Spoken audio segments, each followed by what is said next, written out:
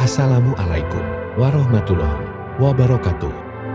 Selamat datang di channel saya. Apa kabar semua? Semoga Allah Subhanahu wa Ta'ala memberikan kita semua kesehatan dan keberkahan dalam hidup ini. Mari kita simak pengajian berikut ini. Assalamualaikum warahmatullahi wabarakatuh.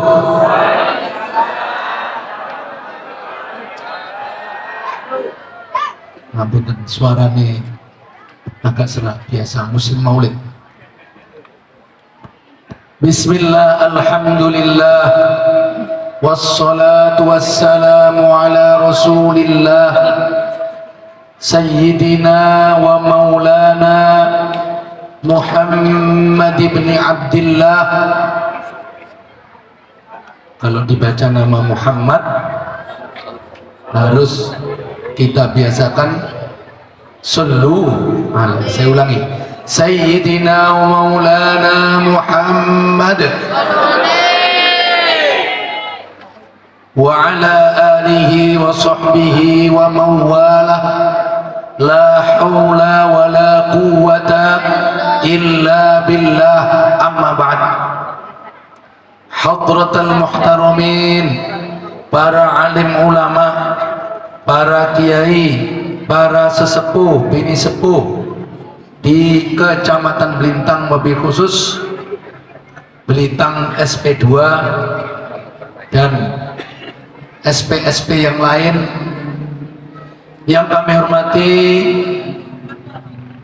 Bapak Kiai Haji, baru haji kemarin, masih makbul doanya kayaknya beliau nih, Bapak Kiai Haji Ali Zainuddin dengan Bapak Kiai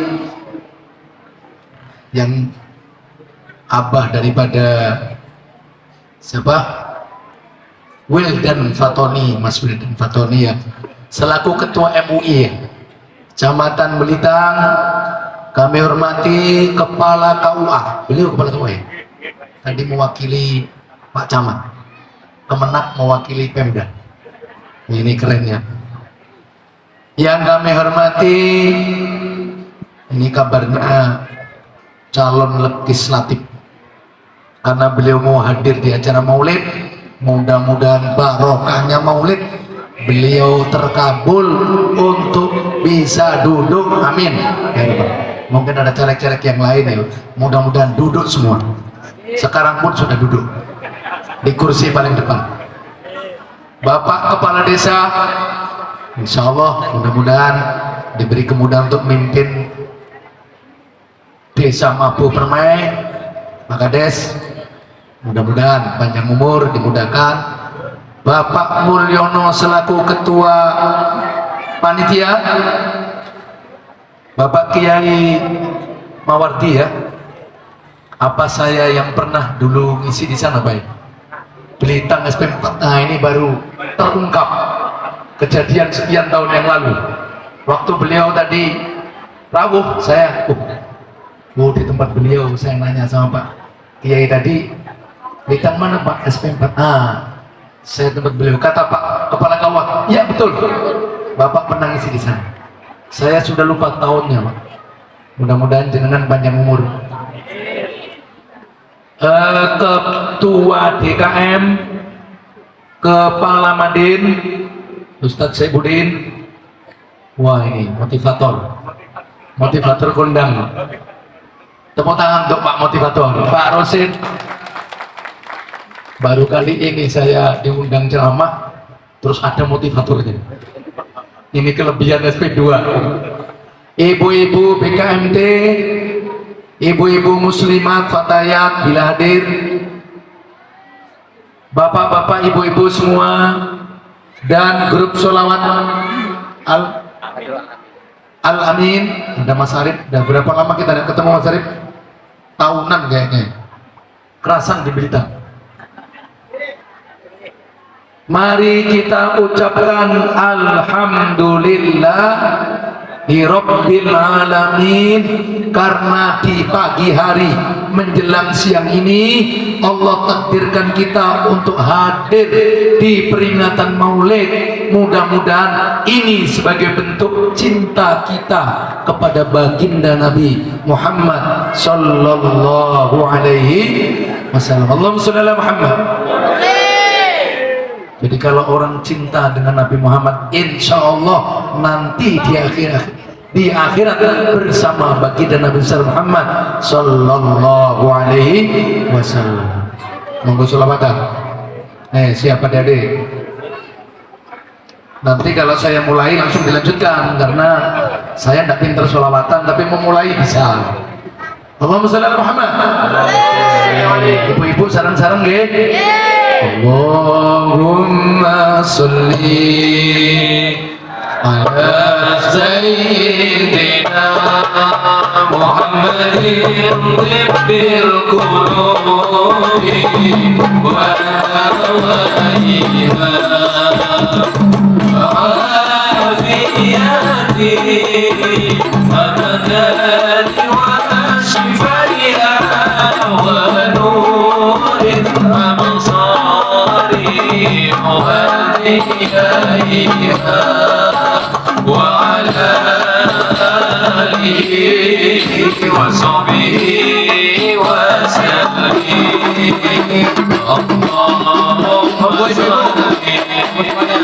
على سيدنا محمد طب القلوب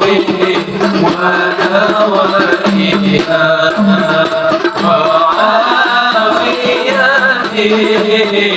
أبدان وشفينا ونور الأبصار وثيابها وعلى آله وصحبه وسلم.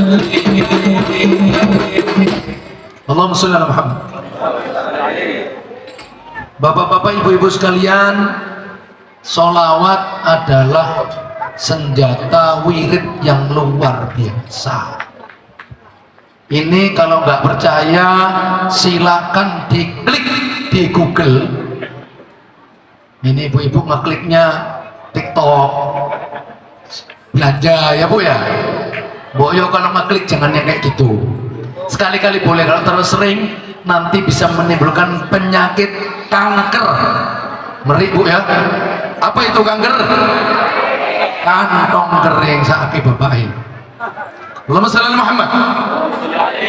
Sholawat adalah senjata yang luar biasa.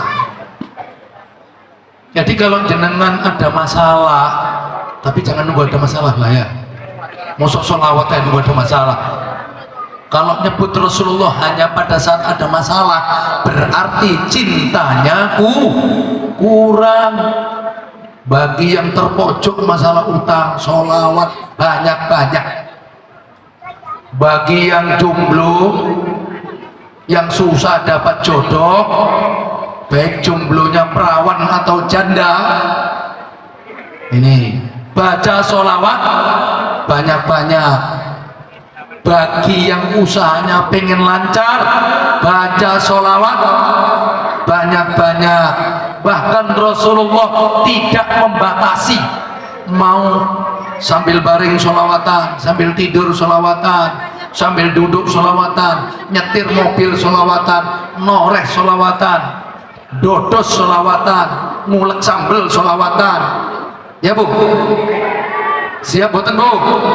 Goreng tempe sholawatan. Yang tidak boleh cuma di WC sama pada saat hubungan badan.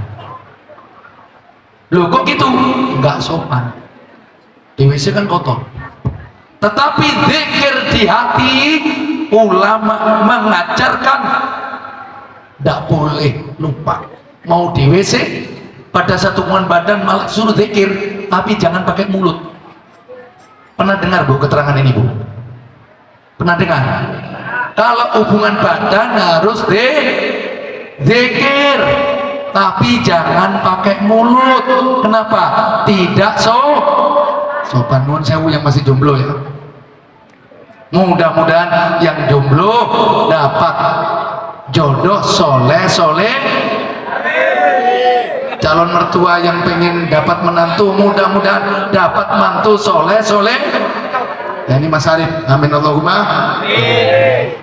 Mudah-mudahan barokah maulid Mas Arif dapat yang pas. Jadi solawat itu dalam satu keterangan tidak pernah ditolak. Bukan berarti tidak pernah ditolak itu terus kalau punya keinginan langsung terkabul, tidak begitu. Karena kadang-kadang Allah itu kalau sayang dan cinta dengan seseorang, permintaannya malah nggak dituruti. Kadang-kadang loh kok gitu? Ketika Allah sayang dengan seorang hamba dan hamba ini meminta sesuatu yang tidak baik, biasanya Allah tidak nurutin, tapi permintaan itu diganti dengan permintaan yang baik secara dunia dan akhirat. Jadi bentuk sayang Allah itu tidak mesti nuruti permintaan kita. Jadi nanti jangan terus Bapak saya pulanam itu katanya sholawat manjur cospleng, aku jatuh cinta dengan cewek yang di sana, tiap hari tak bacakan 10.000. Wow. Tapi kok aku ngelamar malah ditolak. Nah, kalau seperti itu yakinlah bahwa cewek yang di ujung sana itu tidak cocok, harus husnudzon. Apa ibu-ibu? Dalam bahasa Pak Rosid, seorang motivator, positive thinking. Bahasa apa gitu ya? Berpikir positif. Maka kalau doa itu jangan maksa. Ini doa maksa, ya Allah aku jatuh cinta dengan si A, jodohkanlah aku, mudahkan aku. Kalau memang takdirnya dia bukan jodohku, rubah takdirmu ya Allah supaya dia jadi jodoh aku. Kalau dia jodoh orang lain, putuskan ya Allah, rubah menjadi jodoh aku. Ini maksa. Lah yang seperti ini, doa maksa ini karena tidak kenal dengan Gusti Allah. Kalau kenal tidak begitu. Allah itu kalau dengan hamba yang sayang, hamba yang disayang, permintaannya kadang tidak diturutin. Kenapa? Seperti sayangnya orang tua kepada anak. Jika anaknya minta sesuatu yang tidak baik, kira-kira bapak ibu sebagai orang tua nurutin dah? Anaknya sakit pilek, batuk, minta es krim, diturutin tidak bu? Diturutin tidak bu? Karena batuknya bisa parah, betul? Pileknya makin parah. Maka kalau anak itu baca sholat banyak-banyak, makin tidak diturutin. Kenapa? Karena es krim tidak cocok bagi dia. Maka kalau ibu-ibu nanti ngamalin sholawat kok tambah gagal, bukan gagal, itu proses menuju sukses. Kita baca sholawat Jibril yuk. Sallallahu ala Muhammad, sallallahu alaihi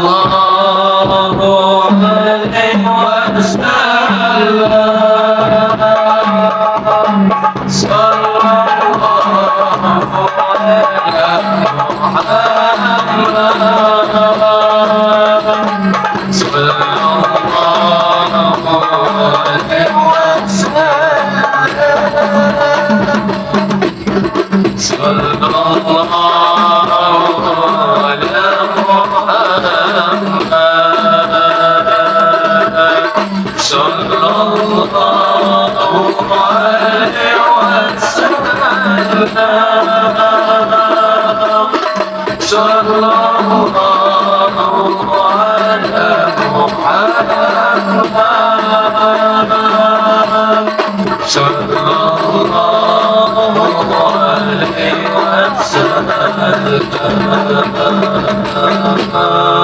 Allahumma sholli ala Muhammad. Jadi kata kuncinya, sholawat adalah senjata yang sangat luar biasa. Kalau nggak percaya, silakan diklik kehebatan sholawat, klik. nanti banyak testimoni Pak. Pedagang yang bangkrut bisa pulih kembali, kemudian orang yang pengen berangkat haji dapat rezeki nomplok, nyangkul dapat logam mulia, dibawa ke toko emas, rupanya bukan logam mulia biasa, harganya sangat mahal, berangkat haji dengan istrinya, kalau nggak salah daerah Kalsel. Bahkan ada seorang santri, kalau nggak salah ini kisah daripada Kiai Mahfud Mas Duki, betul ya? Atau Mas Duki Mahfud, Malang. Beliau pernah jadi Rois Surya di Malang, PCNU Malang. Saya kok kebalik-balik, Mas Duki Mahfud atau Mahfud, ada di Google.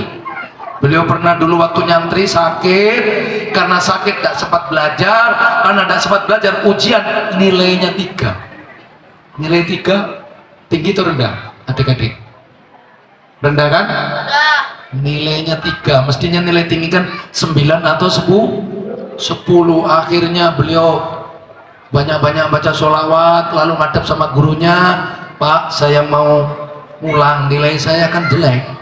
Oh nilaimu bagus kok, cukup nilaimu, ini nilaimu nilai 3 jadi 8 Pak.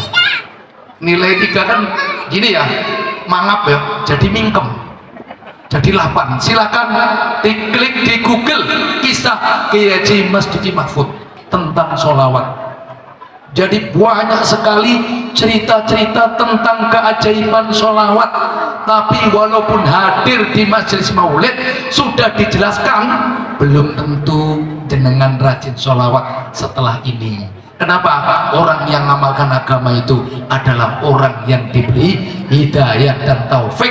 Tapi mudah-mudahan ibu-ibu bapak-bapak di sini ngajinya disertai hidayah dan taufik, sehingga semuanya kita nanti cinta sholawat. Sholawat senjata yang luar biasa. Maka saya bukan mewajibkan, mengusahakan minimal baca sholawat 100 per hari. Sholawat yang paling mudah, ringan, sholawat Jibril. Ini juga dulu pernah digunakan sebagai mas kawinnya Nabi Adam menikahi Siti Hawa. Bayangkan Nabi Adam sama Siti Hawa masih di surga, itu sudah ada sholawat kepada Nabi Muhammad Sallallahu Alaihi Wasallam. Ini luar biasa. Sholawat tidak pernah ditolak. Maka kalau ada orang, misalnya ini ada orang mambo permai, gak ngerti cara wudhu, gak ngerti cara sholat, lalu dia sholat gak wudhu, kira-kira sah gak sholatnya? Gak sah. Tetapi di dalam tahiyat akhir kan ada Assalamualaikum ayyuhan nabi wa rahmatullahi wa barakatuh. Terus ada lanjutannya Allahumma sholli ala sayyidina Muhammad wa ala ali sayyidina Muhammad, dan seterusnya.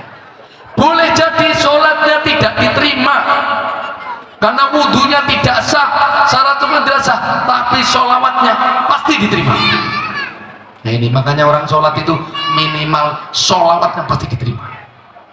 Makanya jenengan ibu-ibu, bapak-bapak, punya hajat apa saja, punya masalah apa saja, ayo baca sholawat. Terserah jenengan. Sholawat Jibril boleh, Sallallahu Alaihi Muhammad, Sallallahu Alaihi Muhammad. Kalau nggak salah 1000 itu sekitar hanya 10 menit bapak ibu. 1000 itu cuma 10 menit. Loh kenapa harus dihitungi sih? Dihitung tidak wajib, tetapi supaya kita istiqomah sebaiknya dihitung. Sebab kalau nggak dihitung takutnya beda-beda tiap hari, ya nggak dosa sih, cuma istiqomahnya kan jadi nggak jelas. Jadi kalau 1000 hanya 10 kali putaran tasbih Sallallahu Alaihi Muhammad, Sallallahu Alaihi Muhammad, Sallallahu Alaihi Muhammad. Nanti sampai ujung dihitungi pakai kerikil atau pakai apa ya? Atau jenengan kalau punya tasbih yang ada pentolannya 10, yang ada ekornya 10 itu kecil-kecil itu, satu putaran ditarik, satu pentol tasbih itu satu biji, putaran lagi tarik lagi, itu jumlahnya kan 10. Jadi kalau 10 tarikan itu berarti menjadi 1000. Sholawat tidak pernah ditolak. Ada sholawat Jibril, ada sholawat tip tadi itu yang kita baca ya, ada sholawat munjiah. Ini Torekoh Qadiriyah wan Naksabandiyah. Ada sholawat Fatih, ini Torekoh Tijani. Tadi yang dibaca Pak Mul tadi, Allahumma sholli ala Sayyidina Muhammad Fatih lima ughliq, dan seterusnya. Ada sholawat Nariyah, Allahumma sholli sholatan ka minatan wa salim salaman tamman. Ada sholawat apa? Sholawat Nuridzat, Allahumma sholli ala Sayyidina Muhammadin Nuridzati. Ini untuk pager, kata kiai-kiai. Jadi kalau jenengan peti disantet, peti ditenung, kok kayaknya ini lagi bergejolak, banyak musuh, itu bisa ditulis Allahumma sholli ala Sayyidina Muhammadin Nuridzati wasrisari fi sayyid asma'i, dan seterusnya. Memnya digedekan, terus di dalam mem ditulis Saiful Anam. Oh, itu kalau ditenung disantet nggak kena apa. Kalau anaknya kok suka digoda jin, suka nangis, histeris, nah tulis ya terus memnya itu digedekan, tulis nama anaknya. Siapa nama anaknya? Muhammad Ali. Nah. Atau repot nulis kelamaan, ditiupkan di air, mandikan dia supaya ini agak berdukunan, baik, bukan berdukunan. Kalau berdukunan kesannya agak mistik-mistik gimana gitu ya. Nah, ini sholawat. Jadi namanya asma kurung itu murung, benteng, pager. Ini saya dulu pernah waktu awal-awal ke Kalimantan, saya tidur suka didatangi makhluk kayak monyet, Pak.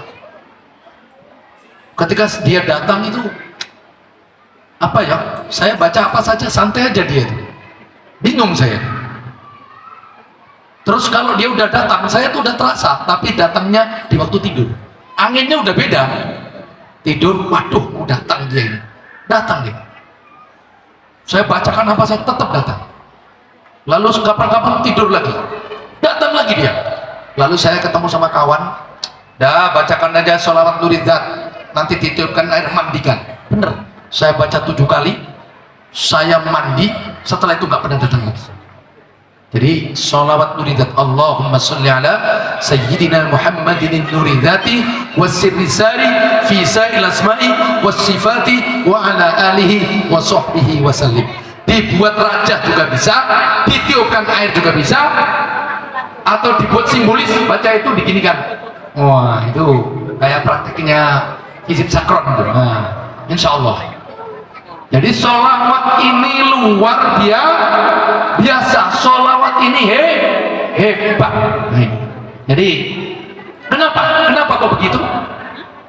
Dalam satu riwayat, ketika ada orang mabuk permai baca sholawat, itu langsung nyampe pada kanjeng Nabi, langsung Nabi ngerti, oh namanya Mulyono bin baca sholawat dari mabuk permai, nyampe di sana, Pak.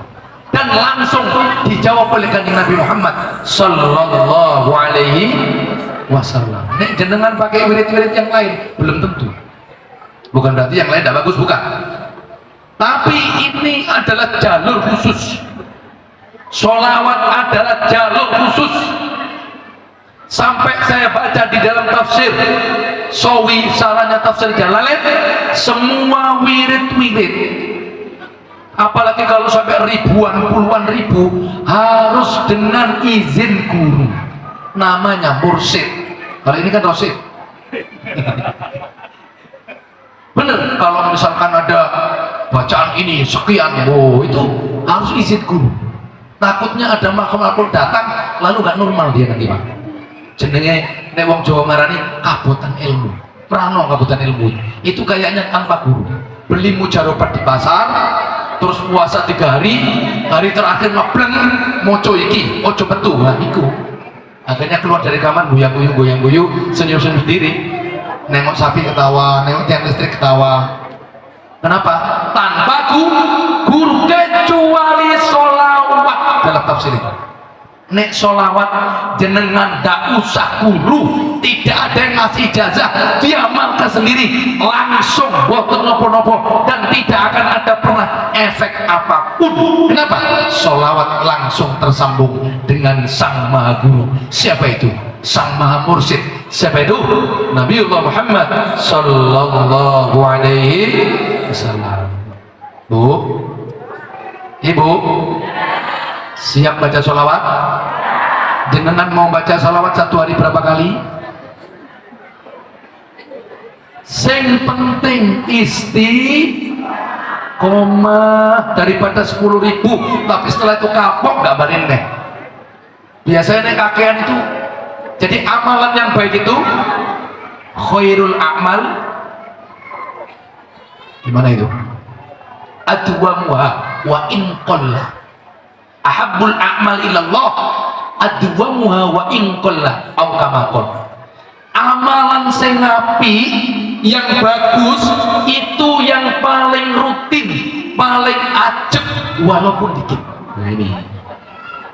Jadi mau sholat berapa satu hari? Supaya kata Pak Kepala KUA tadi, jangan maulid-maulid terus gak ada perubahan. Ini bawa amalan nanti pulang nih. Bawa amalan. Mau sholawat berapa per hari? Bu, 1.000 bagus, tapi jangan banyak-banyak ya, bertahap.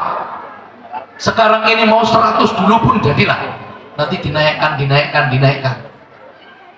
Saya sendiri pribadi kalau ada masalah-masalah itu saya hantam sholawat, Pak. Misalnya ini ya, misalnya ada undangan rapat rapat ini bahas perkara yang gawat. Kita kan pernah mengalami kayak gitu kan ya, diundang pertemuan Dewan Adat dengan ini wes sudah ada kabar ini masalah ini. Saya sholat hajat malam itu, besok pertemuannya malam saya sholat hajat karena kita ini punya Tuhan. Jenengan punya Tuhan kan, ibu-ibu, bapak-bapak, akrab dah jenengan kali Gusti Allah. Kudune kudu sing akrab. Ini akrabe hanya dengan Pak Bupati, Pak Kades, Pak Dewan, monggo nggak apa-apa. Tapi sekalian dekengan pusat, jos. Siapa itu? Allah Subhanahu Maha Kuat, Maha Kaya, Maha Tunggal, Maha segala-galanya, tidak mampu dilawan. Siapa itu? Allah Subhanahu sing akrab. Apa ciri-ciri akrab ini? Apa ciri-ciri akrab ini? Ibu-ibu kalau dekat dengan orang, ciri-ciri akrab apa? Suka ketemuan, betul Bu? Terus kangen, ngechat, ngebel, betul dah? Nih bapak-bapak yang ngopi-ngopi, ngopi di warung, ngomong-ngomong sambil ahli hisab, ya kan ya? Jenenge akrab yo sering ketemu, sering ngobrol, nek ngobrol lali waktu. Jenengan kalau Gusti Allah nggih ngoten. Saking akrabe terus tahajud jam 2 moro-moro sholatu khairum minan naum.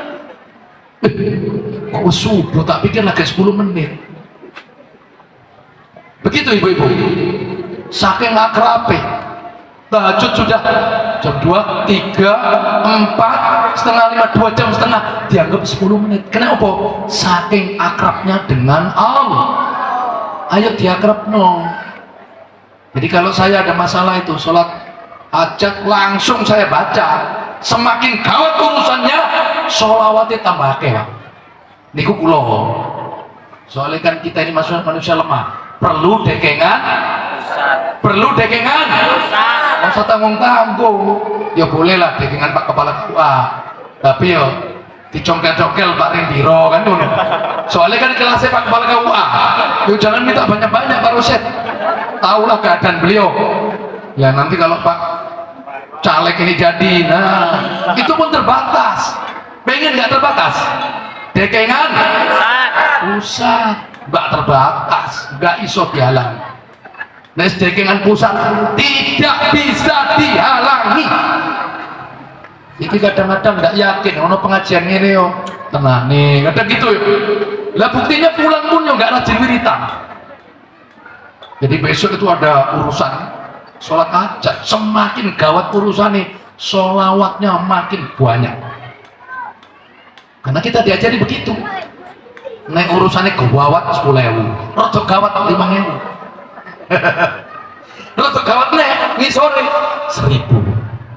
Nanti besok mau berangkat sholat hajat lagi dengan sholat dua, baca sholawat lagi, terus baca doa tawasul. Ibu-ibu, bapak udah apa belum doa tawasul sholawat? Allahumma inni atawassalu ilaika bin Allahumma inni as'aluka wa tawassalu ilaika binabiyika nabi rahmati ya Muhammad inni tawajjatu. Kok jadi lupa saya. Ini dikendung orang lali nih, tiga ceramah kok. Itu nanti diklik ya, doa tawasul kepada Nabi, klik nanti ada. Ceritanya dulu ada orang yang buta, sowan pada kanjeng Nabi. Sowan pada kanjeng Nabi, Nabi saya ini buta Nabi. Apa nggak sebaiknya Bapak sabar aja? Atau Bapak minta doa sembuh Nabi, karena saya tidak punya keluarga, nggak ada yang nuntut. Oh ya, kalau begitu kamu ambil wudhu, sholat 2 rakaat, bacalah doa tawasul kepada aku. Allahumma inni as'aluka wa atubu ilaika nabi ini tawaddul ayat bi hajati. Nah, ini tawaddul ayat bi hajati. Titik. Setelah dia baca doa ini, langsung matanya terbuka, bungkanya hilang. Tapi ini jenengan memang kangelan, wis maca sholawat ping 1000, ping 100 dan tidak apa, tidak pakai ini aja. Ya Allah, dengan perantara nabimu Nabi Muhammad sallallahu alaihi wasallam, mohon hajatku dipenuhi titik. Setelah baca sholawat. Seperti saya tadi, misalkan ada persoalan gawat, urusannya dengan kepolisian, hukum, macam-macam ya, ada misalkan gitu, sholat hajat 2 rakaat, nggak sholat hajat pun nggak apa-apa, tapi lebih baik. Terus baca sholawat, ngadep ke barat, ke kiblat, diputer 100 berarti sekali putaran. Nek ping 1000 berapa kali putaran bu? 10. Nek ping 10.000 100 kali putaran ya bu ya. Matematikanya piye ibu-ibu ini. Setelah baca sholawat, ya Allah, dengan perantara nabimu ya Allah, kekasihmu, junjungan baginda Nabi Muhammad SAW, saya mohon hajat saya titik. Dah, insya Allah aman. Itu sudah langsung teleponnya tembus pada kanjeng Nabi Muhammad Sallallahu Alaihi Wasallam. Ibarat jenengan mau ketemu Pak Jokowi langsung susah, tapi Pak Jokowi punya orang dalam yang sangat disayangi, sangat dikasihi, bahkan punya hak prerogatif untuk nolong orang. Maka jenengan lewat orang itu enak. Nah, dekengan pusat itu menjadi mudah kalau kita lewat sang kekasih dekengan pusat. Siapa itu? Baginda Nabi Muhammad Sallallahu Alaihi Wasallam. Pokoknya nanti kalau nggak percaya silakan diklik keajaiban sholawat, klik, nanti banyak testimoni. Silakan dibaca ibu-ibu ya. Saya kasih PR nih. 2 tahun yang lalu ngundang nggak datang, ini baru sekarang. Bukan berarti saya ini banyak jadwal, bukan, kebetulan ngundangnya baru sekarang. Kalau Anwar Zahid itu diundang sekarang 5 tahun baru, itu betul, beliau penceramah beneran. Kalau saya ini kan penceramah pelajaran gitu. Allahumma sholli ala Muhammad. Bapak ibu sekalian, jadi sholawat paling enak Jibril sallallahu alaihi Muhammad sallallahu alaihi Muhammad. Nah, jenengan itu akan mudah baca sholawat kalau jenengan ini sudah jatuh hati dengan Nabi Muhammad. Ada pepatah mengatakan, tak kenal maka tak sayang. Ibu-ibu sudah cinta belum kali kanjeng Nabi? Bu, dijawablah bu. Ibu-ibu sudah jatuh cinta belum kali kanjeng Nabi?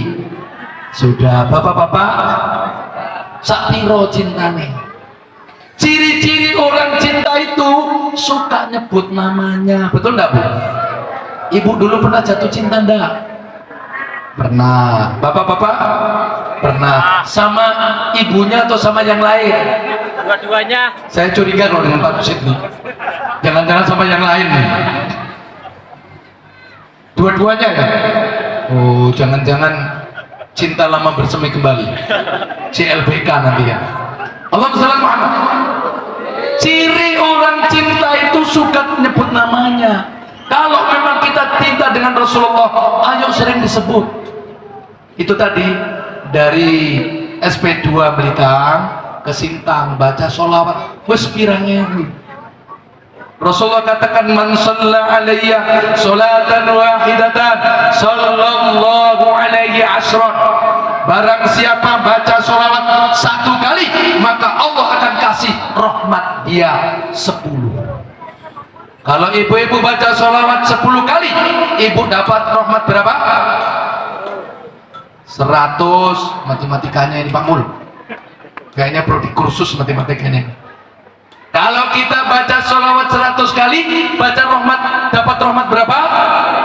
1000. Rahmat itu kasih sayang, welas asih Gusti Allah. Mulanya ini jenengan misalnya ada masalah, kok baca sholawat 10.000, berarti akan datang rahmat 100.000. Ini jangan dilakukan loh sholawat. Makanya tidak ada satupun torekoh, mau Tijani, mau Naksabandi, mau Tijani, mau Naksabandi, mau Sadili, mau torekoh apa saja, mesti nggak ninggal yang namanya sholawat. Mesti ada sholawatnya. Hadirin sekalian, jadi inti dari tausiah saya yang pertama adalah jangan tinggalkan baca sholawat. Ada masalah baca sholawat, rono masalah baca sholawat. Sudah kaya, yuk tetap baca sholawat. Miskin baca sholawat. Dalam keadaan lapang baca sholawat, dalam keadaan sempit juga baca sholawat. Ora ono toreko sing rano sholawat itu. Kalau Naksabandi sholawat Munjiah, kalau Fatih sholawat Tijani, kalau sholawat Nariyah umumnya, kalau sholawat Sadili itu Allahumma sholli ala Sayyidina Muhammad ini, Allahumma sholli ala Sayyidina Muhammad ini. Nabi gimana? Nabika wa Rasulika wa ala alihi, itu ada umminya itu sholawat Sadili. Jadi karena apa? Karena memang ini bukti sholawat itu hebat. Sampai Nabi Adam waktu dosa bersalah karena makan buah kuldi terbujuk oleh iblis, beliau tawasulnya pada Nabi Muhammad Sallallahu Alaihi Wasallam. Dalam ilmu tasawuf, setiap orang kalau pengen jadi wali, pengen usul ilallah, kudu melalui mursyid. Iso gak melalui mursyid, bisa tidak melalui guru mursyid, satu saja, pakai sholawat. Iku gak nganggo guru mursyid nggak apa-apa. Ini hebatnya sholat. Janji nggih Bu nggih? Satu hari satu malam mau berapa Bu? 100 atau 1000 atau 10.000. Insya Allah barokah. Umai barokah insya Allah. Amin Allahumma. Nah ini. Nah, tak kenal maka tak sayang. Saya akan berusaha dalam waktu yang terbatas ini, gimana cara kita mengenali Rasulullah. Mungkin penceramah yang mengulas itu apa-apa lah, terjadi pengulangan. Rasulullah ini manusia biasa, tapi orang koyo wong biasa. Ini ratu bulat Bu. Rasulullah adalah manusia biasa, tetapi tidak seperti orang biasa. Paham Bu? Siap-siap sholawat. Muhammadun basyarun la syarih. Muhammadun basyarun la syarih.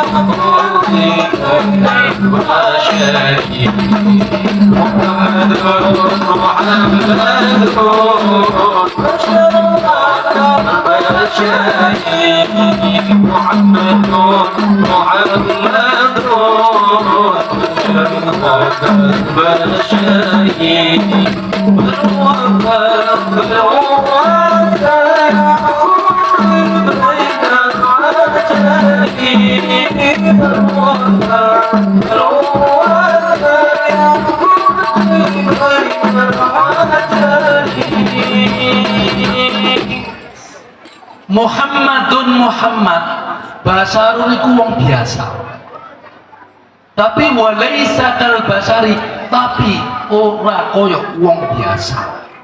Muhammadun Muhammad basar itu manusia biasa, tetapi laisa kal basari, tidak seperti manusia biasa.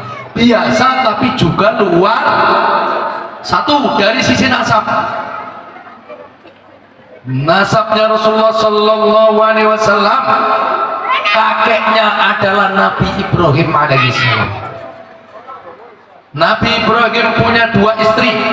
Istri pertama namanya Siti Sarah, punya putra Nabi Ishaq alaihissalam. Istri kedua namanya Siti Hajar, punya putra namanya Nabi Ismail. Dari Nabi Ismail ini tinggal di Mekah, dan waktu itu ditinggalkan Nabi Ibrahim, akhirnya keluar sumur Zam-Zam, punya anak turun ratusan tahun, ribuan tahun, terus sampai Usai, Kilab, terus Abdul Muthalib punya putra Abdullah punya putra Nabi Muhammad Sallallahu Alaihi Wasallam. Berarti Nabi Muhammad adalah cucunya Nabi Ismail. Nabi Ismail putra Nabi Ibrahim. Dari Nabi Ishaq turunlah Yakub, Yusuf, Ayub, Syuaib, Musa, Harun, Dzulkifli, Dawud, Sulaiman, Ilyasa, Yunus, Zakaria, Yahya, Isa. Dari Yakub ini lahirlah agama Yahudi, yaitu nabinya Nabi Musa, kitabnya kitab Taurat. Dari Yakub ini atau dari Ishak atau Yakub ini lahirlah agama Nasrani, nabinya Nabi Isa, kitabnya kitab Injil. Jadi sebenarnya Yahudi, Nasrani, Islam itu sama-sama ketemu satu nenek moyang, yaitu namanya nenek moyangnya Nabi Ibrahim alaihis salam. Jadi Yahudi, Nasrani, Islam itu agama serumpun, semuanya dari Allah Subhanahu wa Ta'ala. Cuma Islam sebagai agama terakhir. Nasabnya jos, nasabnya dari Nabi Ibrahim. Dalam beberapa riwayat, tindak tanduk Nabi Muhammad, kesabaran Nabi Muhammad itu seperti kesabaran Nabi Ibrahim alaihis salam. Nasabnya tok. Tetapi saya mengajak pada kita semua untuk memahami nasab itu penting, tapi jangan dijadikan nomor satu. Kalau bapak ibu mau cari menantu, tengok nasabnya boleh, tetapi jangan nomor satu. Sebab apa? Turunan Nabi Ibrahim, turunan Nabi Ismail, yono sing jahat, kurang ajar. Sopo? Abu Lahab. Siapa Abu Lahab itu? Pamannya Nabi Muhammad, pakdenya. Loh kok pakde? Karena Abdullah adalah anak bungsu dari 10 bersaudara laki-laki semua. Putra dari Abdul Muthalib itu ada 10 laki-laki semua. Abdullah bungsu, di antara abang-abangnya ada Abu Thalib, ada siapa? Abu Lahab. Jadi nasab itu penting juga. Biasanya wong-wong hebat ya turunannya wong hebat biasanya, tapi tidak seluruh orang yang baik-baik dan hebat-hebat itu punya keturunan yang baik-baik juga. Tidak selalu. Contoh Kan'an itu putra dari siapa, Bu? Nabi Nuh alaihi salam. Tapi nggak beriman saat banjir bandang yang sangat luar biasa. Bapaknya Nabi Nuh mengatakan, ya bunayyar kemana, hei anakku, ayo naik perahu nak, ikut bapak nak. Tidak ada yang selamat. Anaknya nolak, nggak, aku mau naik ke gunung. aku tidak beriman. Ini turunan orang baik belum tentu baik. Maka kalau cari jodoh, cari mantu, ayo jomblo-jomblo, Mas Arif. Ini sengaja saya sebut. Setelah ini bagi yang bisa menghubungi Pak Rosid, tadi bilang ke saya. Jadi bagian semuanya Pak Rosid nih. Perjodohan oke, ngelamar oke, cari dana oke semua. Pokoknya sementing apik, gitu ya. Kalau mau cari jodoh, cari menantu, silakan cari nasab yang baik, tapi jangan dijadikan nomor satu. Nomor satu adalah amal soleh, akhlak dan ilmu. Paham, ibu-ibu? Soalnya nasab Nabi Muhammad juga hebat. Ini nasab. Yang kedua, ini kenapa kita harus mencintai Nabi? Yang kedua, Rasulullah Muhammad SAW ini memang sengaja diciptakan oleh Allah Subhanahu Wa Taala menjadi manusia teladan. Laqad kana lakum, korek tadi ya, keren koreknya tadi itu. Ustadz siapa tadi? Hah? Solihat. Wow, mantap. Ngiri aku dalam hati. Coba suaraku goyah-goyah. Laqad kana lakum fi Rasulillahi uswatun hasanah. Sungguh telah ada pada diri Rasulullah Muhammad sallallahu alaihi wasallam uswatun hasanah, teladan yang baik. Jadi kalau ada seorang pemuda kok senang baca sejarah Nabi, mencintai Nabi, Nabi dijadikan idola, lalu hidupnya selalu ingat dengan Nabi, yakin pemuda itu akan jadi pemuda yang baik. Kalau ada orang miskin, karena miskin ini ada gandengannya, ada kaya, ada miskin. Kok orang miskin ini membaca sejarah Nabi, jatuh cinta dengan Nabi, lalu Nabi dijadikan idola, pasti jadi orang miskin yang bahagia dan baik. Sebab apa? Kalau dikatakan Nabi miskin, paling miskinnya yo Nabi Muhammad juga. Kenapa? Jangan pernah gak makan 3 hari terus diganjel perut dengan batu, perutnya diganjel dengan batu, pernah enggak? Ayo, orang Blitar pernah enggak bapak-bapak kelaparan enggak makan 3 hari, lalu terus akhirnya sarungnya diganjel dengan batu, pernah enggak? Enggak pernah kan? Rasulullah berkali-kali. Lebih miskin mana dengan kalian Nabi?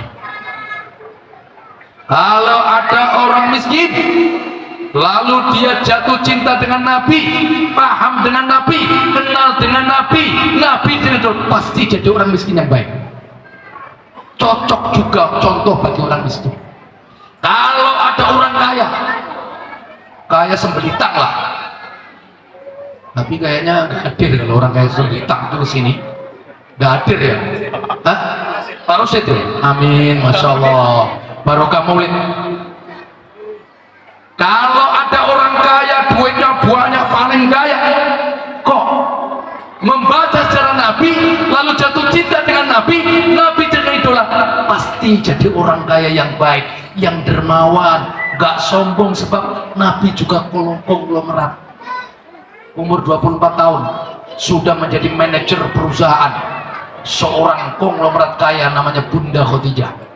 Bunda Khadijah ini seorang janda kaya terawat lah ya, pasti masih menarik lah ya. Punya istri, udah suami pertama meninggal, suami kedua meninggal, akhirnya pasca dengan suami kedua, wakilah dalam sebuah riwayat sepertiga harta Mekah itu milik Khadijah.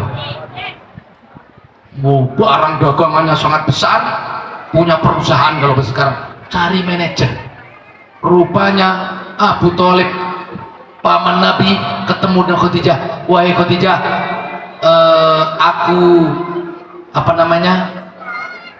boleh enggak keponakanku untuk jadi manajer perusahaanmu? Kalau Muhammad yang kerja sama aku, akan aku gaji dengan gaji yang mahal. Umur 24 tahun Rasulullah sudah punya trust, integritas, kepercayaan masyarakat sangat tinggi. Maka rekam jejak itu penting. Kalau kita memilih calon presiden, lihat rekam jejaknya.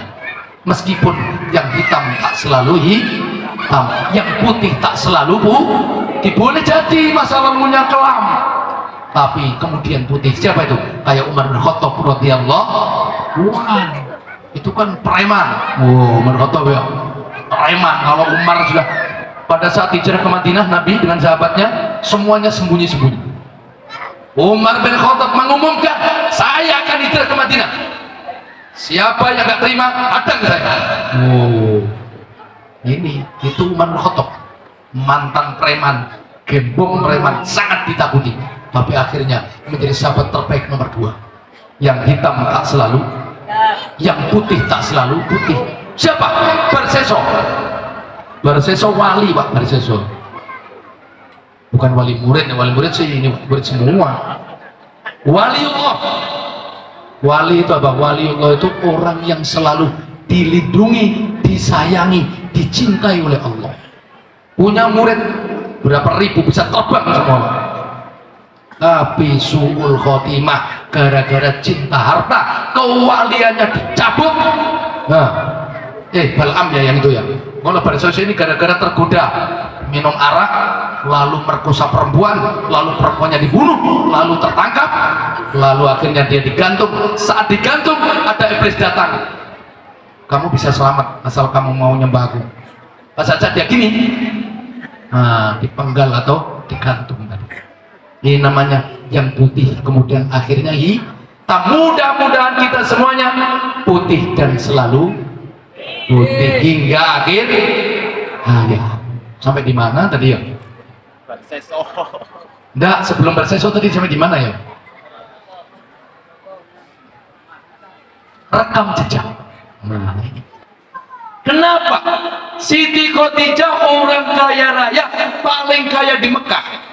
Ketika menerima Rasulullah sebagai manajer perusahaannya, beliau mengatakan, kalau Muhammad akan aku kasih gaji tinggi, karena Nabi Muhammad sudah punya nama harum. Beliau disebut Al-Amin. Ini Rabbana Al-Amin ya, si jujur. Umur 24 tahun Rasulullah sudah menjadi pemuda yang sukses. Manajer, Pak, direktur perusahaan. 1 tahun barang dagangan dibawa ke Lebanon, Palestina, Suriah, daerah Syam, ditemani sama namanya Maisaroh. Maisaroh ini bukan cewek, Pak, cowok. Orang Arab itu belum tentu kayak gitu nama cewek ya. Maisaroh. Pulang itu Siti Khadijah kagum. Kenapa? Maisaroh cerita, Muhammad itu bunda, orangnya jujur, orangnya sopan, orangnya peduli, semua senang. Di sana-sana itu saudaranya banyak, temannya banyak. Aku tidak menemukan orang punya akhlak mulia kayak beliau. Sampai akhirnya janda ini kepencut, Pak. Ngerti kepencut? Ibu-ibu ngertos buatan kepencut? Bahasan di kepencut itu ya. Jatuh hati. Lalu namanya janda kan lebih berani daripada gadis. Nggak tahu kalau gadis Blitar ya. Jangan-jangan lebih berani daripada janda ini. Gadis sekarang udah main medsos semua ya. Janda lebih berani, apalagi janda udah 2 kali ya. Panggil Nufaisah, Nufaisah, tolong sampaikan sama Abu Thalib ya. Kira-kira kalau keponakannya jadi suami aku boleh enggak? Oh, Mak Cumblang. Akhirnya Mak Cumblang ini datang sama Abu Thalib. Rupanya Abu Thalib setuju, Rasulullah setuju. Saat itu beliau umur 25 tahun, sudah menjadi konglomerat paling kaya di Mekah. Di kemudian hari beliau punya anak 6 dari Bunda Khadijah. Saat itu Bunda Khadijah umurnya 40 tahun. Loh, 40 tahun loh, masih melahirkan anak 6. Nah, ibu-ibu Belitung 40 tahun takut mereteli ya. Aku semua di anak aku tim mereteli ya, Bu, turun mesin berkali-kali. Ini Bunda Khadijah umur 40 tahun dinikahi Rasulullah, masih menghasilkan 6 putra. Maka ada saya bertanya, 40 tahun kok dokter menyarankan tidak punya anak lagi? Kalau Bunda Khadijah kok enggak ya? Apa karena beliau orang kaya terus terawat? Ibarat mesin kalau terawat kan sehat ya. Tapi kalau mesin nggak terawat, ganti oli suka telat, ya redeli. Makanya bapak-bapak ngerawatnya yang bagus, biar 40 tahun masih bisa punya anak 6. Siap boten Bu? 40 tahun masih melahirkan 6 lagi. Nggak siap kan? Nah ini dia kurang yakin. Banyak anak, banyak rezeki. Allahumma sholli ala Muhammad. Kalau ada orang kaya lalu dia membaca cerita Nabi, bagaimana dermawannya Nabi. Nabi itu punya kebiasaan, kalau ada orang nanggung utang, Pak, dibebaskan utangnya. Ini Pak Rosid yang mau niru kayaknya.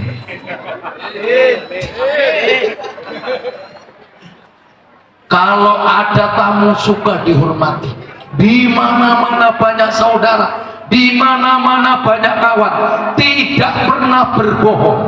Itu Nabi.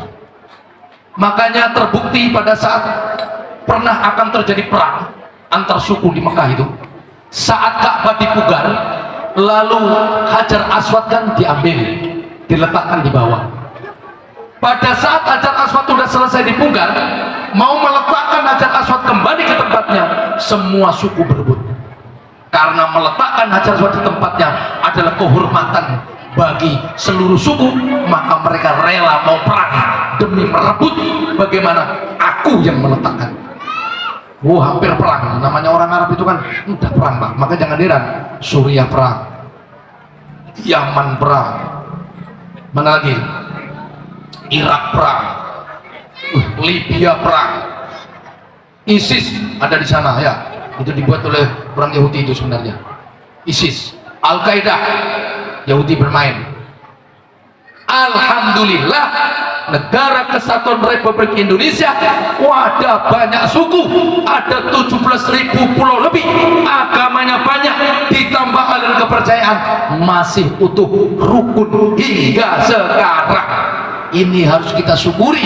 Kita cintai tanah air sekaligus cintai agama. Kalau di sana hanya cinta agama saja, gak cinta tanah air. Yang cinta tanah air saja, gak cinta agama. Kalau di Indonesia, hubbul waton minal iman. Cinta tanah air adalah sebagian daripada iman. Ayo jalan waton. Bapak ibu semua, jalan baton. Ini lagu ini digaungkan oleh Mbah Wahabatullah waktu melawan penjajah. Yaitu lagu ini bahasa Arab, tapi sebenarnya isinya adalah cinta tanah air. Allahumma sholli ala Muhammad. Allahumma sholli alaihi. Ya lal waton, ya lal waton, ya lal waton, hubbul waton minal iman, wal takun minal iman.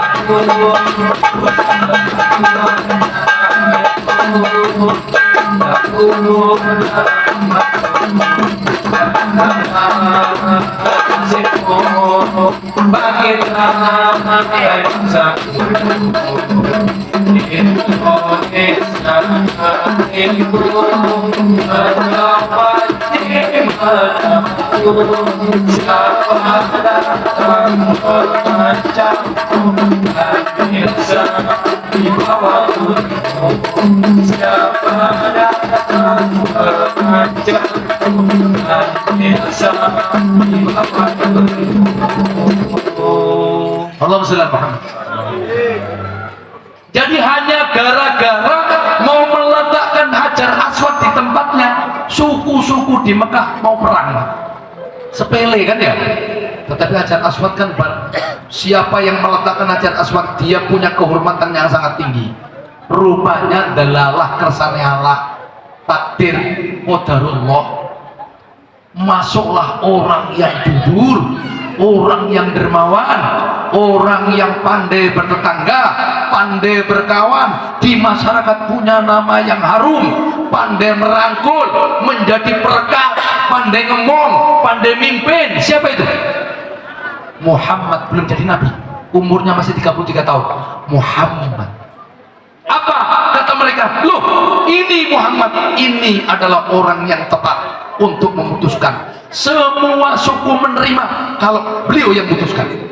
Ini integritas, trust, kepercayaan sangat tinggi kepada Nabi Muhammad Sallallahu Alaihi Wasallam. Belum jadi nabi. Lalu bagaimana beliau? Di sini kelihatan kepemimpinannya.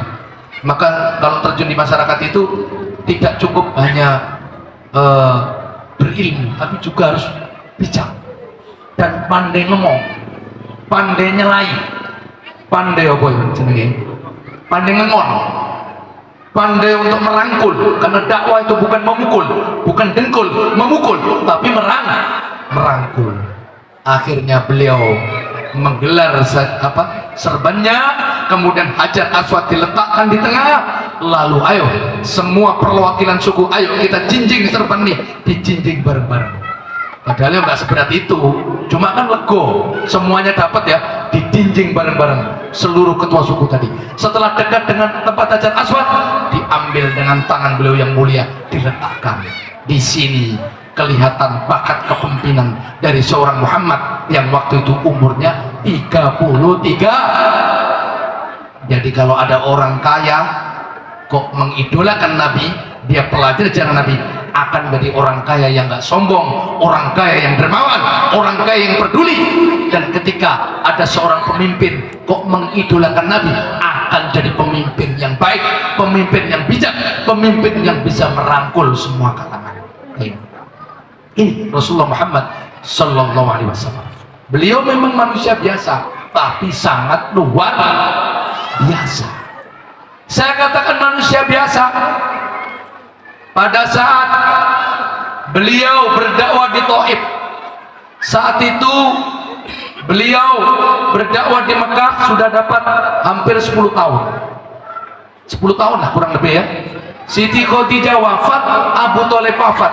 Akhirnya beliau berdakwah di Taif, cari pengikut di tempatnya karena di SP2 sudah tidak diterima. Wah ya, karena pelindungnya sudah, motivatornya sudah gak ada misalkan ya. Akhirnya dihantam habis. Beliau coba-coba ke tetangga, ke Taif. Di sana beliau dilempari batu. Apakah beliau kebal? Tidak. Berdarah kakinya Pak. Apa beliau punya ilmu lembu sekilat? Setiap batu yang dilempar jarak sekilan terus mendeles? Enggak. Artinya beliau manusia biasa. Coba kalau Nabi itu sakti, ada batu dilempar jarak 1 kilan nggak bisa kena. Ya, pada saat perang Uhud, perang yang sangat luar biasa, 700 pasukan muslim melawan 3000 pasukan dolim, orang kafir yang dolim. Apa yang terjadi? Kalah karena ada 50 pasukan panah yang di atas. Dibilang kami menang atau kalah, kamu di atas. Rupanya sudah menang, belum final, turun, tinggal 10 orang. Nabi hampir saja melayang nyawanya, giginya lepas 2. Kemudian ada besi yang tembus. Beliau ternyata bukan sosok orang yang sakti mandraguna, biasa-biasa. Maknanya beliau ini biasa. Maka kalau ada orang alasan, ya kalau Nabi Muhammad sih enak, karena dia itu, coba kalau Nabi sakti ya, aku kalau seperti Muhammad yuk maulah melawan, saya pun tidak takut. Kenapa? Batu aja mendekat tak bisa. Wah ya kan yuk, perang nggak pernah kalah. Ini sangat-sangat biasa, tetapi di tengah kebiasaan dan kenormalannya itu, beliau berhasil menjadi manusia terbaik. Maka tidak ada alasan bagi kita untuk tidak mengikuti Nabi Muhammad Sallallahu Alaihi diganjel batu. Pernah suatu saat beliau ini saya ceritakan sisi-sisi kenormalan beliau sebagai manusia biasa. Pernah sholat itu, Allahu Akbar, rukuk, Allahu Akbar, kertak, bunyi Pak. Sami Allah liman hamidah, kertak. Sujud, Allahu Akbar, kertak. Sahabat heran, ini opo ini? Kok bunyi kertak-kertak nih? Setelah salam, selesai wirid, ya Rasulullah, kok bunyi-bunyi? Ya, ini perut saya kasih bantu. Karena sudah terlalu lama nggak makan. Mana ada orang marah di Belitang yang nggak makan terus diganjel batu? Adakah? Tapi beliau kesabarannya sangat luar. Cocok untuk orang marah, cocok untuk orang kaya, cocok untuk pemimpin. Pokoknya Nabi ini cocok untuk seluruh kalangan. Kalau pada saat anak kecil, beliau anak kecil yang ideal. Umur masih di kandungan 3 bulan, beliau ditinggal wafat ayahnya. Lalu pada saat umur 6 tahun, ibunya tiada. Saat umur 8 tahun, kakeknya tiada. Umur 8 tahun ikut namanya Abu Thalib. Abu Thalib adalah Pak D beliau, tapi Pak D nya ini tidak kaya. Maka umur 8 tahun beliau itu gembala kambing dikasih upah. Dan anak umur 8 tahun itu gembala kambingnya gemuk-gemuk terurus semua. Dititipi duit nggak ada yang hilang. Kalau anak sekarang titipi duit hilang sak catatan-catatannya, sak buku-buku nih. Betul enggak Bu? Mana laporannya? Lupa katanya. Allahumma sholli ala Muhammad. Kalau ada anak kecil dia mengidolakan Nabi Muhammad, lalu dia meniru Nabi Muhammad, pasti menjadi anak kecil yang mandiri, gak manja, gak cengeng, gak nangisan. Kenapa? Nabi Muhammad umur 6 tahun sudah yatim piatu, umur 8 tahun sudah tiada kakek. Allahumma sholli ala Muhammad. Ayo, Alhamdulillah, nama ayahnya Aminah ibundanya, oleh kakeknya Abu Thalib pamannya, Khadijah istri setia, Aminah putri kita, semua bernasab mulia dari Quraisy nama. Inilah kisah sang Rasul yang penuh suka duka. Inilah kisah sang Rasul yang penuh suka duka. Yang penuh suka duka. Yang penuh suka duka. Rahimil Amir Tashadu إليها لقوله وبريء النور يروح من معاني عمله وبريء النور يروح من معاني عمله وبريء النور يروح من معاني عمله بليالي المولد بليالي المولد. Allahumma sholli ala Muhammad.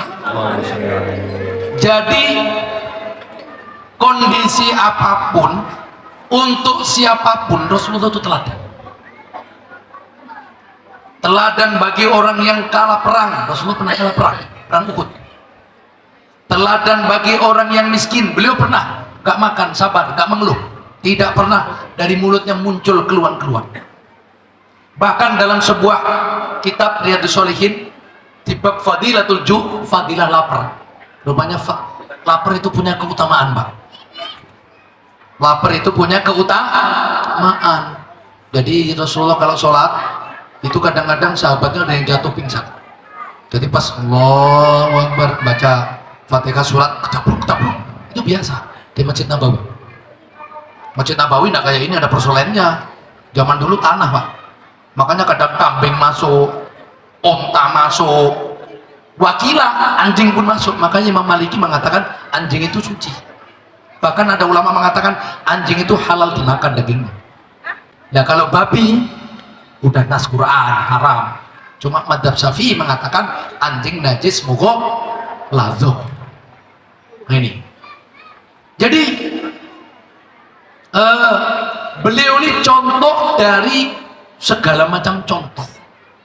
Pada saat beliau sholat jadi imam, makmumnya itu kadang-kadang pingsan. Kenapa pingsan? Rupanya sahabatnya kelaparan.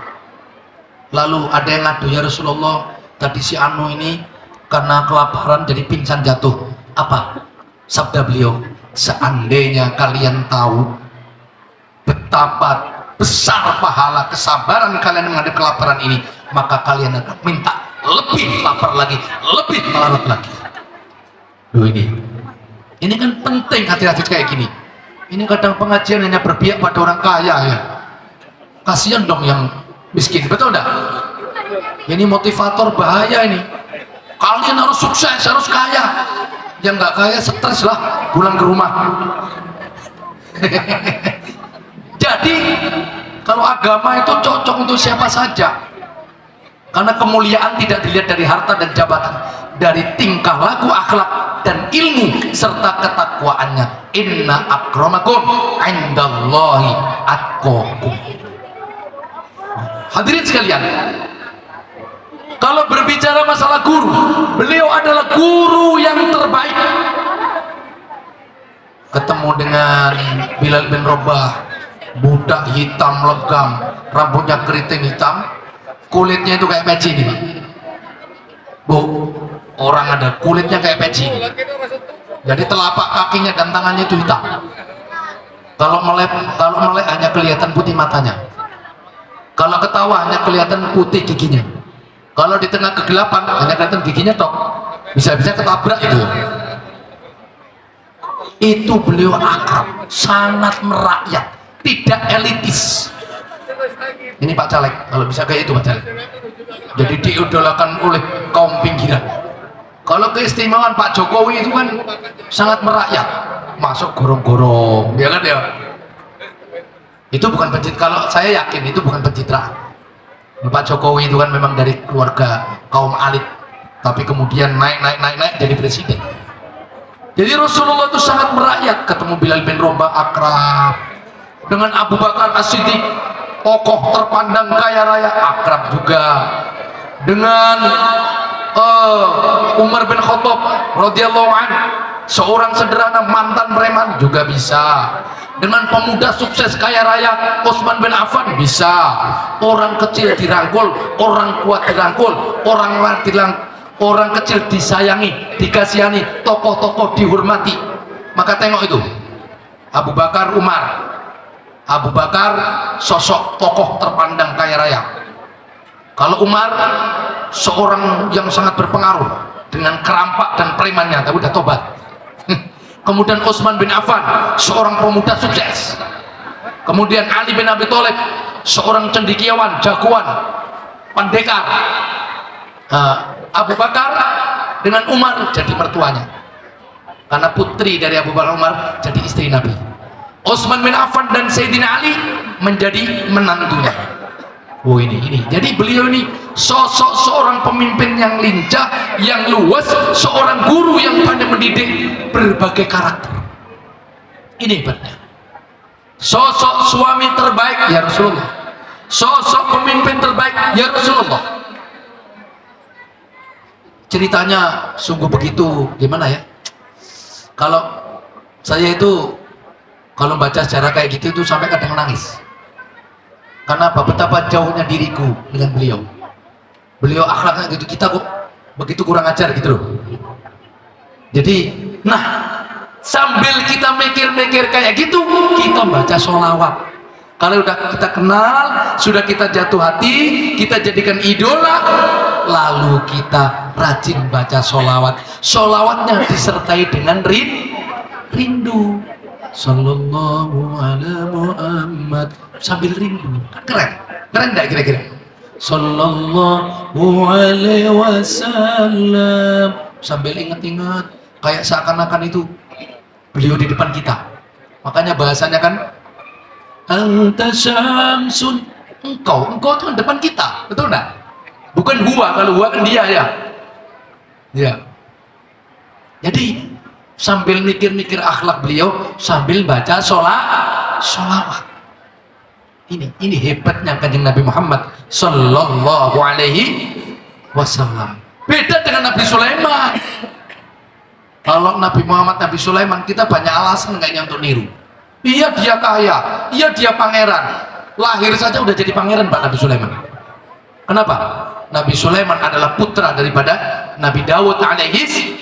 Daud adalah menantunya Tolut. Tolut adalah raja yang mengalahkan Jalut. Setelah Jalut mati, kena ketepilnya siapa? Daud. Daud dijadikan menantu. Pasca mangkatnya Raja Daud, Raja Tolut, Daud menjadi raja.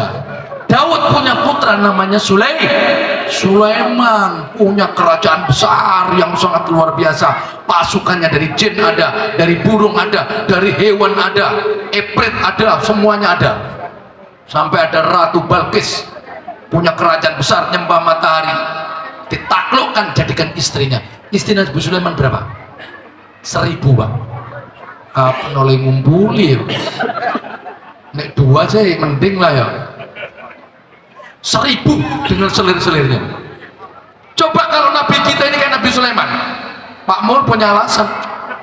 Ya, tidak bisa lah ditiru, itu kan sejak kecil udah kaya raya, udah hebat. Ini Nabi Muhammad sangat normal, sangat manusiawi, pernah kelaparan, pernah didemo oleh istrinya. Makanya kalau bapak-bapak pernah didemo, yo wajar Pak. Istrinya itu demo. Nabi, boyo kami ini dikasihlah fasilitas perhiasan kayak permaisurinya Raja Persia dan Romawi. Mereka itu tengok perhiasannya, kekayaannya. Apa jawab Nabi Muhammad? Kalau kau pilih dunia dengan perhiasannya, akan aku ceraikan. Tapi kalau kau pilih Rasul Allah dengan Rasulnya, mari kita teruskan. Akhirnya tobat semua istrinya. Manusiawi banget, sangat normal, enggak kok karismatik, kemudian enggak ada masalah. Hidup Nabi itu sejak ngaku jadi Rasul, bukan ngaku ya, memang Rasul beneran ya. Mulai dari kecil sampai umur 39 tahun, beliau itu tidak pernah ada masalah dengan orang. Kenapa? Dermawan, tetangga yang baik, kawan yang baik, suami yang baik, orang kaya yang peduli. Tapi sejak beliau ngaku jadi Rasul, musuhnya banyak. Abu Lahab yang dulu sayang keponakannya jadi musuh besar. Abu Sufyan, Abu Jahal. Ini maknanya apa? Orang hidup di tengah masyarakat, ketika sudah berniat membenahi masyarakat, berniat meluruskan yang salah, bersiap-siaplah untuk punya musuh. Nah, jadi cocok juga untuk contoh, apalagi bermain politik Pak ya. Kompetitornya Pak ya, kampanye hitam, black campaign. Namanya siapa Bapak? Hah? Pak Anwar. Nah, ini nanti Ustadz Saifuddin proposalnya cepat. Ini maulid ini ya, kan harus nonton Nabi, dermawan. Insya Allah ya. Jadi beliau manusiawi banget. Jalan dilempari kotoran unta sampai Siti Fatimah nangis. Ayah dibersihkan. Pernahkah dai atau kiai ustadz daerah Sekado terus dilempar kotoran sapi, itu pernah enggak? Enggak pernah. Orang yang contoh, orang yang pernah dibully dengan bulian yang luar biasa, ya Rasulullah. Wes, kira contoh apa wes? Ibu mau contoh apa? Contoh suami dengan istri banyak, ya Rasulullah. Berani enggak Pak Rasul? Enggak berani ya? Berani. Cuma istrinya lebih berani. Dia sih berani, cuma istrinya lebih berani, langsung KO ya. Istri Rasulullah itu ada 11 totalnya, utuhnya 9, mampu. Tapi ingat, semuanya janda, kecuali satu, tuwek-tuwek janda-janda. Mau? Janda tua, anak 5, udah keriput. Kira-kira mau enggak? Nambah lagi tapi yang kayak gitu. Rasulullah mau, karena perintah Allah Subhanahu wa ta'ala. Suami yang terbaik Rasulullah. juga ini cerita ya, kena fitnah Rasulullah urusan rumah tangga. Siti Aisyah ini istri Rasulullah, satu-satunya gadis yang paling cantik, paling muda. Pernah ikut perang namanya ekspedisi Bani Mustalik. Jadi ada sebuah gerakan rahasia dari sebuah suku Mustalik yang mau melenyapkan Nabi Muhammad SAW. Intelijen lapor Nabi Muhammad dengan kayak jenderal ya, maka jenderal terbaik ya Rasulullah akan ada gerakan yang akan memerangi kita di sini. Sebelum mereka bergerak, kata Nabi, serang mereka, serang duluan, belum subuh udah habis itu Bani Mustalik. Maka Nabi ini pekerja keras, disiplin itu Nabi. Makanya kalau ada orang kok loyo, nggak disiplin, males, jangan niru, itu tidak sesuai dengan sunnah Nabi, nggak sesuai dengan sunnah Nabi. Nabi itu pekerja keras, ibadahnya top, doanya top, takwanya top, akhlaknya top, jujurnya top, kesabarannya top. Ini Nabi. Makanya kalau kita baca sejarah Nabi, nangis. Dan ini fakta, bukan dongeng. Siti Aisyah ini ikut ekspedisi Bani Mustalik. Sudah pulang, beliau digotong di tandu. Pada saat istirahat, tandunya diletakkan di tanah, Siti Aisyah keluar pipis. Oleh yang ngangkat tandu, tidak ngerti kalau Siti Aisyah belum balik atau kosong, diangkatlah tandu kosong ini. Akhirnya Siti Aisyah pas ke situ loh, udah berangkat semua tengah malam. Singkat cerita, Siti Aisyah ditinggal tanpa sadar. Lalu nyusul seorang pemuda namanya Sofwan bin Mu'attal bawa unta. Siti Aisyah disuruh naik unta, dia menjaga jarak. Digoreng lah isu ini luar biasa oleh seorang gembong munafik namanya Abdullah bin Ubay bin Salul, pemain isu, pemain berita hoax, WA YouTube dihantam habis.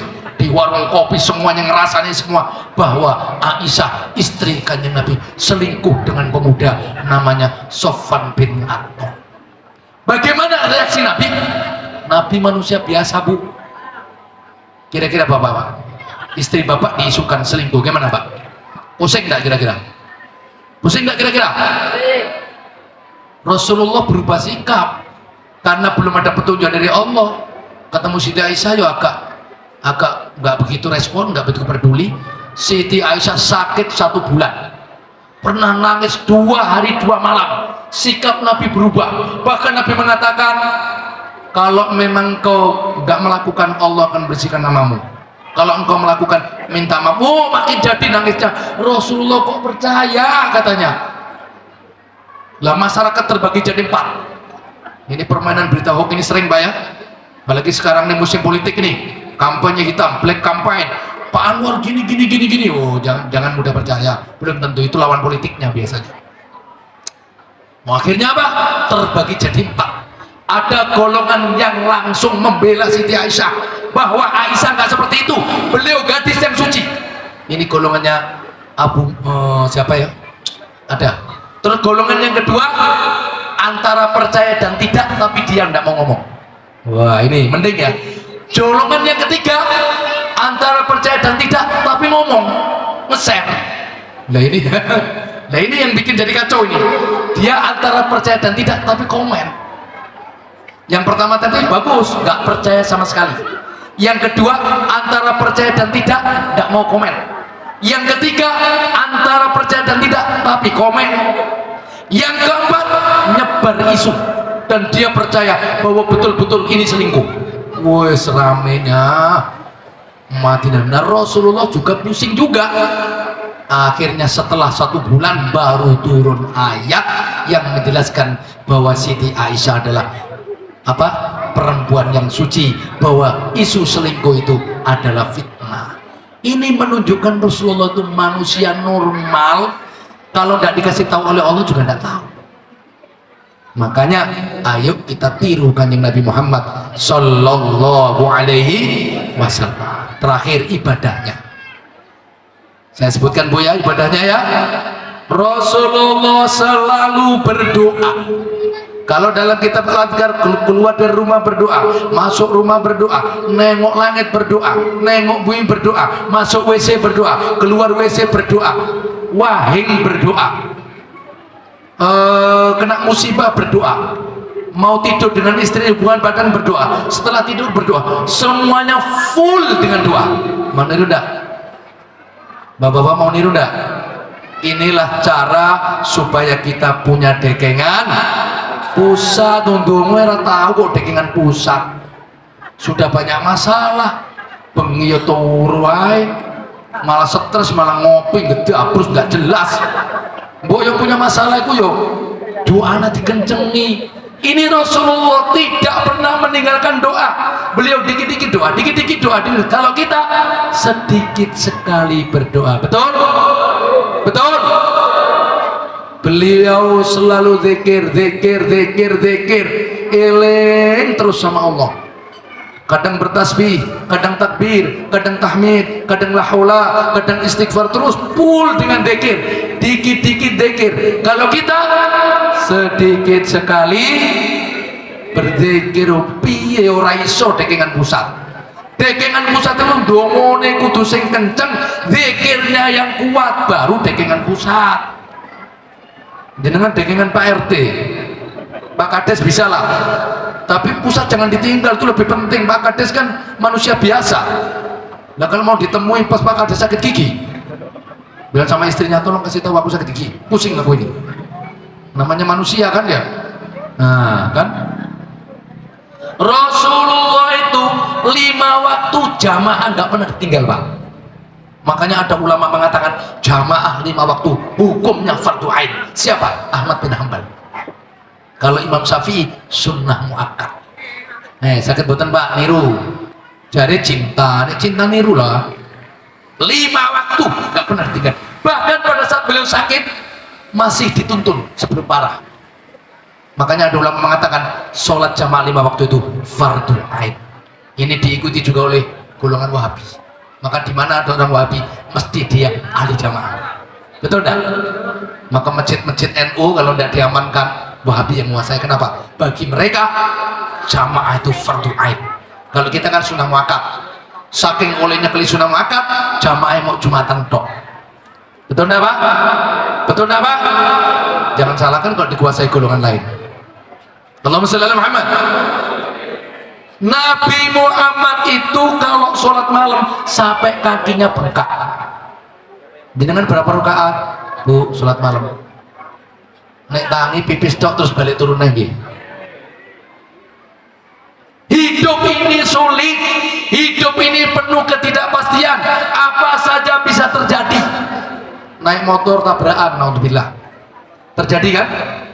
Naik mobil tiba-tiba terbang jembatan, betul enggak? Betul enggak? Ngantuk. Tiba-tiba istri minta cerai, ada enggak? Tiba-tiba suami punya istri lagi, ada enggak? Tanyakan sama sang motivator. Iya. Tiba-tiba enggak ada angin, enggak ada hujan, pokoknya aku minta cerai, nuntut di pengadilan. Atau bapaknya WA, mulai sekarang kita pisah saja, tiada maaf bagimu. Waduh, hidup Pak. Tiba-tiba kita kehilangan orang yang kita cintai. Apa bapak, ibu, nenek, kakek. Tiba-tiba anak kita hilang. Tiba-tiba anak kita tidak bisa kita atur. Hidup ini penuh dengan kejadian-kejadian yang di luar perkiraan. Maka dekengan pusat menjadi wajib. Paham Pak? Apa yang ngandal opo? Wah, duit saya kan banyak. Lu duit ketika kena penyakit mencret udah bingung kok. Mencret bawa ke puskesmas tidak sembuh, bawa ke rumah sakit tidak sembuh, pun tidak sembuh. Akhirnya ke kucing bilang ini hanya bisa di Amerika katanya. Karena ini orang terkaya di Blitar, oke Amerika. 1 M pun tidak apa-apa. Mencret tok Pak. Hidup ini penuh ketidakpastian, manusia itu lemah, semuanya di tangan Allah. Ayo kita jadikan Allah sebagai sandaran melalui Rasulullah Muhammad sallallahu alaihi wasallam. Sing sergep donga, sergep zikir, ayo pasrah. Dah, setelah itu ketika kita mengalami ujian, bersabarlah. Ketika mendapat nikmat, bersyukurlah. Ayo. Jadi selalu full dengan doa, selalu full dengan ibadah, selalu full dengan zikir. Ini Rasulullah. Lah kita ini kadang-kadang kalau badan sehat, rumah tangga adem ayem, rezeki lancar, aras-arasan tahajud. Betul enggak, Bu? Wis rapopo ra tahajud aman kabeh kok. Loh, tahajud kok ngenteni masalah. Akhirnya Gusti Allah ngene. Malaikat, tolong mau iki dikerjain. Lan apa ya Allah? Ini gak dikai masalah ra gelem sewenang aku tengah wengi turu ae. Wis kayak masalah, cek teko. Gusti Allah kadang ngasih masalah supaya orang ini mau datang kepada Allah Subhanahu wa ta'ala. Jenengan mau datang kepada Allah nunggu ada masalah atau pada saat lancar-lancar saja, ibu-ibu? Hah? Nah, berarti makin banyak duitnya, makin kenceng zikirnya. Siap? Makin sehat badannya, makin banyak sholawatnya. Siap? Makin banyak duitnya, makin banyak sedekahnya. Siap? Makin sehat, makin lancar, makin ayem, makin semangat ibadahnya. Ini nek wis ngono Gusti Allah ngene. Wis rapopo iki. Iki sugih, sehat, lancar, ibadahnya tambah nemen. Wis bareng-bareng ojo diganggu. Tapi nek iki tambahke duitnya kok tambah ngene. Awake sehat, duitnya akeh kok ora gelem zikir, gelem donga. Kerjai, bantai. Setelah itu nanti biar datang sama aku. Nah, dengan milih putih. Milih yang dibanting maupun yang lancar. Lancar. Ada makalah dalam kitab hikam, nek uang dicintai Gusti Allah itu kalau dia lancar-lancar saja kok tambah jauh dari Allah, biasanya Allah akan ngirim masalah, kemudian masalah ini akan mengepung dia agar dia datang kepada Allah Subhanahu wa ta'ala. Tapi nek uang ora dicintai Allah kok tambah sugih tambah lali, tambah sehat tambah lali, jabatannya makin tambah lali, timbarno. Sebab apa? Akan dikeplek-keplekno, akan disiksa di alam dan di akhirat. Makanya jenengan ndak usah iri. Ono wong tambah dolim, tambah dekil, tambah nakal, tambah kurang ajar, kok tambah percaya? Jangan iri. Itu sebenarnya orang yang diistidrat oleh Allah, dibiarkan oleh Allah, karena siksanya akan ditabung dan dia akan dihabisi di alam sana. Tapi nek jenengan kok kurang zakat terus loro duit hilang, api berarti jenengan dicintai. Ngelirik cewek ayu moro-moro mripate abang terus loro, api berarti jenengan diurus. Ya, berbohong kok tiba-tiba sariawan, kowe api Pak. Aku itu kok sial terus, dudu sial sampean niku gak oleh dadi wong elek. Duitnya banyak, kurang sedekah, akhirnya dimaling, hilang. Api itu Pak. Jadi man yuridillahu bi khairan yusib minhu. Barang siapa yang dikehendaki baik oleh Allah, ciri-cirinya ketika dia nggak benar dikasih musibah, biar dia menjadi benar. Wallahu a'lam bishawab. Ini saja yang dapat kami sampaikan. Kurang lebih mohon maaf yang sebesarnya. Mapuh Permai ini desa yang luar biasa, top untuk kakak des. Kayaknya desa yang menggeliat ya, madingnya, pondok pesantrennya, ada SMK negeri. Hati-hati ketika sebuah kampung mau berubah menjadi kota, biasanya secara kajian sosial akan naik kualitas pendidikannya, naik juga kemaksiatannya. Hati-hati ya Bapak Ibu ya. Naik juga pergaulan bebasnya, naik juga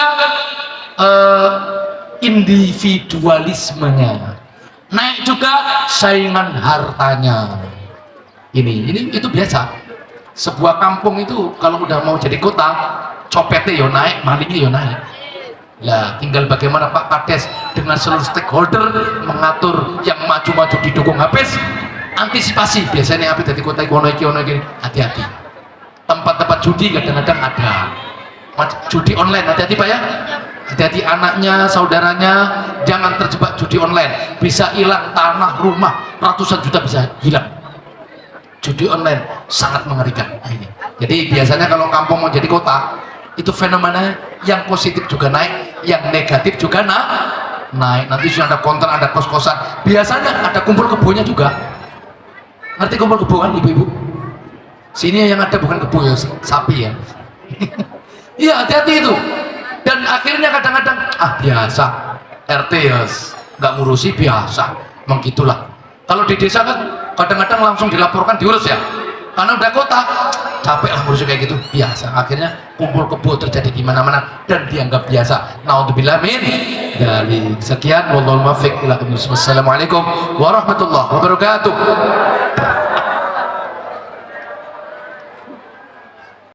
Apa jadinya dunia ini tanpamu?